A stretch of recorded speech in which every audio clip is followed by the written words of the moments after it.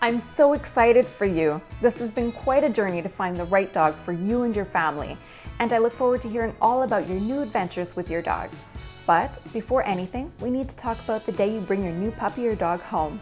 I know just how exciting it is to bring home that new puppy or dog. I've done it many times over the past 25 years.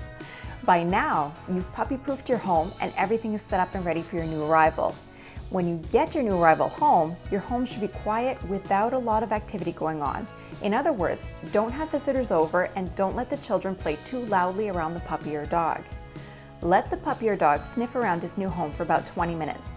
Let him have some water if he's thirsty, and then put him in his cage or confinement area for a few hours to relax. Remember, if it's a 2-month-old puppy, then you'll need to take him out to pee often since he can only hold it for a max of 3 hours at a time.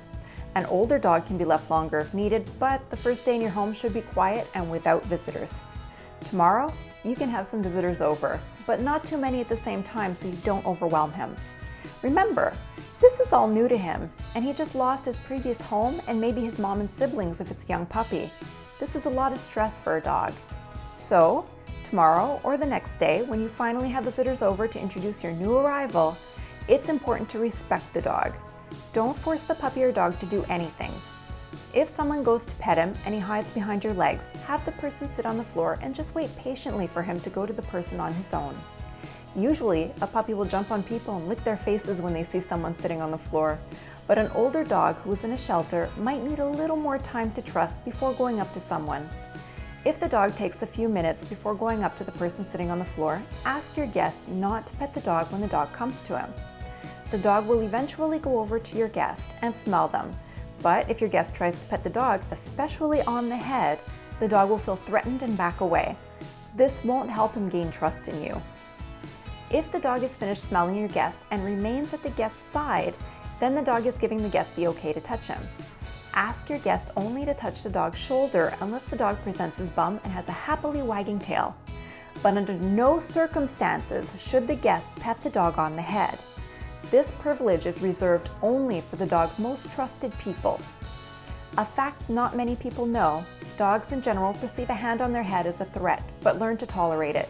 Some dogs might even come to love it from their family and from some strangers, but a general rule is, never pet a dog on the head unless he's asking you to, and if he moves away after a few strokes, respect the dog's wishes and pet him somewhere else.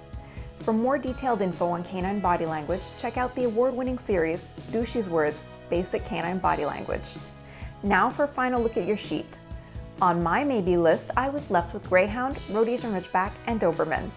I've researched further into each of these breeds, and this is what I found and how I came to realize which breed was the right one for me. Greyhounds have the size and short hair I'm looking for, but are not strong enough or have the endurance for the sports I'm interested in, so this breed has been crossed off my list. Rhodesian Ridgebacks have the size and short hair I'm looking for, as well as the endurance.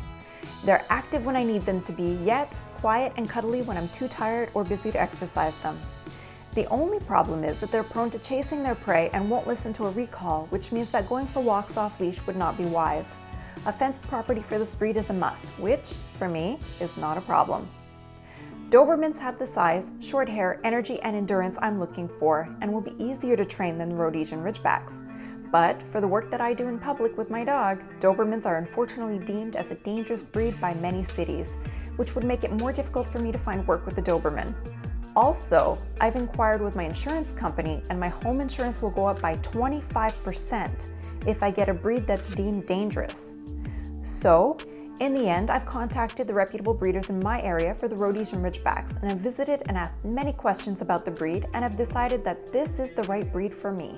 Congratulations on the completion of this course on how to find the right dog. Now you know how to find the right dog for you, and I look forward to hearing all about your adventures.